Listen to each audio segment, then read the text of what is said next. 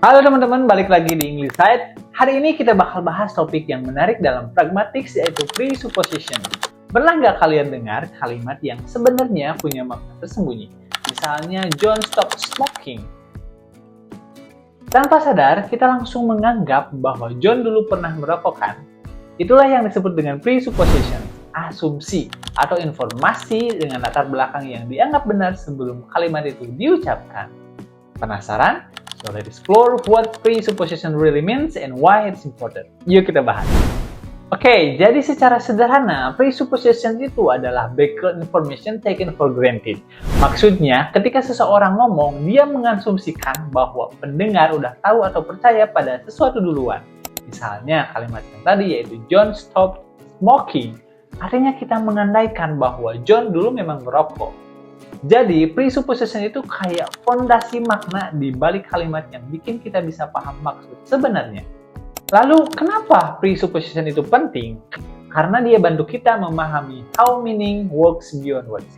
Bagaimana makna bekerja di luar kata-kata yang diucapkan. Dalam kehidupan sehari-hari, ini penting banget buat kamu, yaitu untuk ngobrol tanpa salah paham, ngajar bahasa biar lebih kontekstual, dan menganalisis makna tersembunyi dalam teks atau percakapan. So, presupposition isn't just theory, it's a practical tool for understanding people's intention. Ada 3 jenis utama presupposition. Yang pertama, semantic presupposition. Ini berkaitan dengan hubungan antar kalimat. Misalnya, the king of France is bold, mengandaikan bahwa ada raja Prancis. Kedua, pragmatic presupposition. Ini lebih ke kepercayaan atau asumsi si penutur. Misalnya, I regret telling you that. Berarti si penutur benar-benar pernah bilang sesuatu.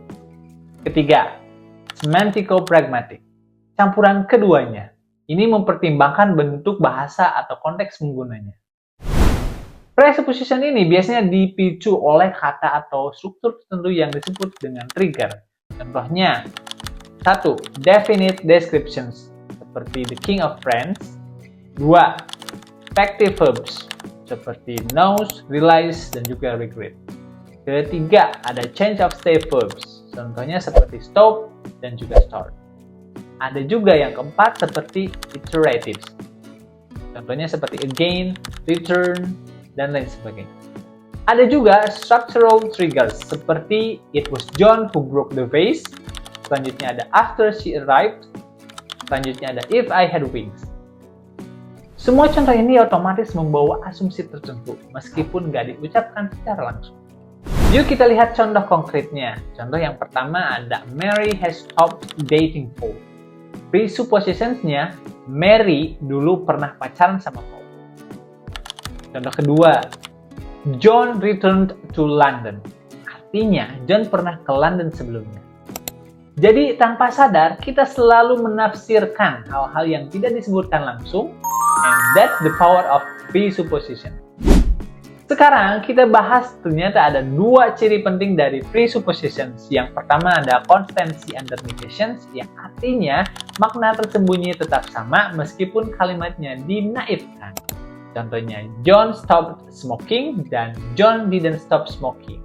Artinya dua-duanya sama-sama mengandaikan John dulu pernah merokok. Kedua, divisibility atau cancelability. Kadang asumsi bisa dibatalkan oleh konteks. Contoh kalimat yang tadi, the king of France isn't bold because there is no king of France. Di sini presupposition-nya dibatalkan karena ternyata subjeknya nggak ada. Sekarang kita masuk ke bagian yang agak tricky, the projection problem. Kadang presupposition bisa menyebar ke seluruh kalimat. Misalnya, if Susan returned to England, she would be arrested. Walaupun kalimatnya kondisional, kita tetap menganggap Susan pernah ke Inggris sebelumnya. Jadi, presupposition bisa project ke level yang lebih luas dari klausa utama. Menarik kan? Para ahli punya beberapa teori buat menjelaskan cara kerja presupposition. Yang pertama, ada filtering, satisfaction analysis. Presupposition harus cocok dengan konteks sebelumnya. 2. Cancellation analysis. Presupposition bisa dibatalkan oleh konteks atau makna tambahan. Ketiga, Accommodation analysis. Pendengar otomatis menambahkan informasi baru supaya kalimat tetap masuk akal. Dalam komunikasi yang nyata, kita sering melakukan accommodation tanpa sadar. Contohnya begini, sorry I'm late, my car broke down. Sebelum dia ngomong begitu, kita mungkin nggak tahu dia punya mobil.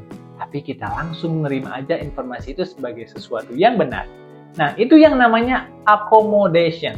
Listener menyesuaikan pengetahuan biar kalimat bisa dimengerti. This is how human naturally cooperate in conversation. Alright, let's wrap up. Jadi, presuppositions itu intinya adalah makna tersembunyi atau asumsi latar belakang yang bikin komunikasi berjalan lancar. Yang pertama, bisa bersifat semantik atau pragmatik. Yang kedua, bisa dibatalkan atau cancelable. Yang ketiga, bisa disaring atau diterima lewat accommodation. Dan yang paling penting, presuppositions membantu kita memahami how people really mean what they say.